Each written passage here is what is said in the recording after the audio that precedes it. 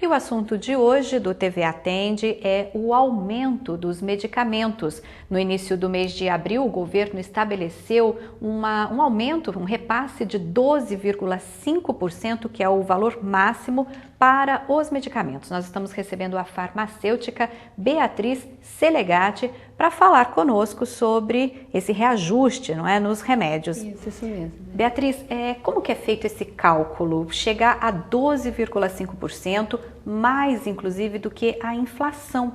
Isso, há mais de 10 anos isso não acontecia. É o primeiro ano que esse índice é tão alto, tão agressivo. O ano passado a gente teve uma média de 6% a 7% e esse ano ele foi um índice único. O ano passado foram 3 índices diferentes, esse ano foi um índice único de 12,5%. O cálculo ele é em cima do governo. O governo tem uma comissão que é a CMED, que é a Câmara de Regulação de Medicamentos. Ela é vinculada à Anvisa e juntamente com outros valores, incluindo o IPCA, que esse ano, na verdade, foi o índice de preço ao consumidor amplo, ele foi de 10,35 e juntamente com alguns critérios da indústria é que se faz o cálculo do medicamento, o cálculo do reajuste do medicamento.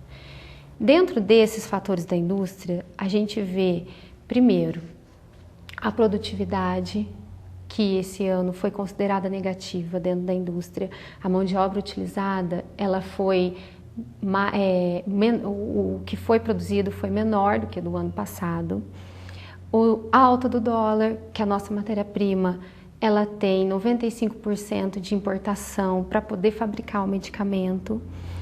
E também a parte de energia elétrica teve aumento, o combustível que faz o transporte também teve aumento. Foram esses fatores todos conjugados que foi o que fez o governo estabelecer esse índice de 12,5%. Ou seja, o consumidor ele já vai pagando o aumento do combustível e reflete Sim. no medicamento. O aumento, né, questão do dólar, Sim. tudo vai refletindo Sim. ali. Agora, como é que fica, por exemplo, esse custo, esse valor a mais no medicamento, no orçamento, aliás, de uma família ou até mesmo de aposentados e pensionistas que usam medicamentos regularmente? Isso, é um índice muito alto.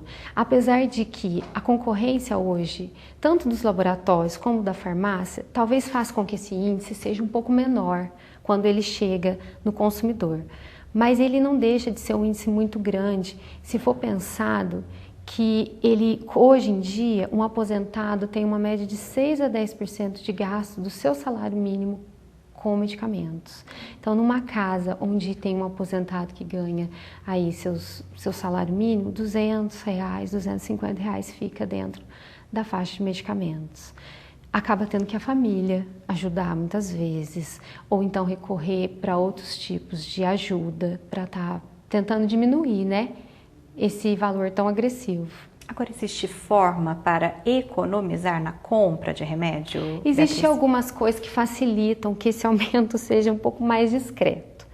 Então, o que a gente vê? Um medicamento, ele é produzido por vários laboratórios, a maioria das vezes. Somente quando ele é patenteado, que ele é um medicamento novo, que ele não vai ter outra opção a não ser aquele. Quando a patente cai, qualquer laboratório pode estar produzindo ele. E aí começa a concorrência dos valores. Então, um mesmo medicamento, às vezes ele tem 10, 15 laboratórios diferentes. Fora o genérico, que também produz ele e diminui muito o custo dele.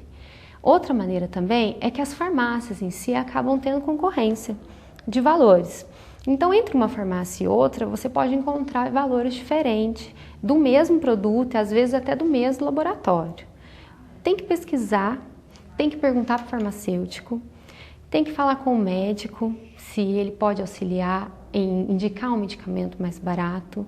O médico também, a gente também, como farmacêutico, a gente pode estar trocando a receita quando o medicamento é permitido pelo médico, pelo genérico ou equivalente. Mesmo que o médico não faça essa indicação. Por exemplo, Sim. Você sai da consulta com o nome comercial do remédio. Sim. Chega na farmácia, você pode pedir um genérico? Você pode pedir o genérico ou o equivalente. O farmacêutico pode ajudar procurar a ver qual desses medicamentos que seriam de menor valor e que é o mesmo que o médico receitou. Isso só não acontece se o médico, na receita, restringir, não permite o uso, a troca do medicamento. Aí ele precisa, então, descrever isso. Sim, se ele descrever, a farmácia não pode fazer a troca desse medicamento. Se ele não descrever, pode ser trocado sem problema algum e aí reduzir bastante o custo, na maioria das vezes. Agora, ainda falando do custo, você estava me dizendo que o Brasil é um dos únicos países que tem a carga tributária sobre medicamento. Sim, ele é um dos únicos países no mundo que tem essa carga diferenciada nos medicamentos. Além disso, a média de impostos sobre medicamentos no mundo é 6%. No Brasil, é 30%. Então, quer dizer, um medicamento de R$10, R$3 fica só imposto. Não fica com a farmácia, não fica com a indústria, nem com a distribuidora. Ela vai ficar com o governo.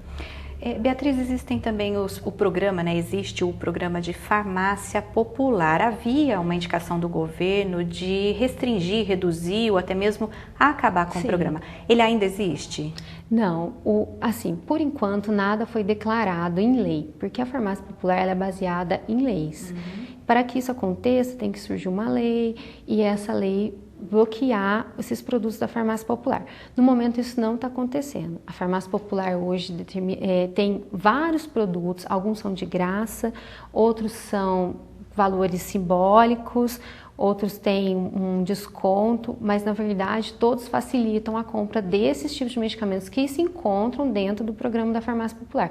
E isso continua normal, nada foi mudado. Que geralmente são os medicamentos de uso contínuo, né? São, a maioria são medicamentos de uso contínuo, além de fraldas geriátricas, né, que também entram no programa e acabam caindo o valor para o cliente. E os medicamentos para asma, que são tratamentos contínuos também. Tá ok, Beatriz, nós agradecemos a sua participação conosco, esclarecendo o telespectador sobre essa questão do aumento dos medicamentos. Eu que agradeço, obrigada a vocês pelo convite, a gente está à disposição para quando vocês precisarem de mais informações.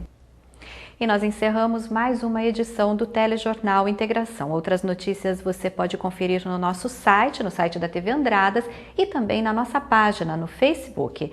Nós voltamos nesta quinta-feira, às 19 horas.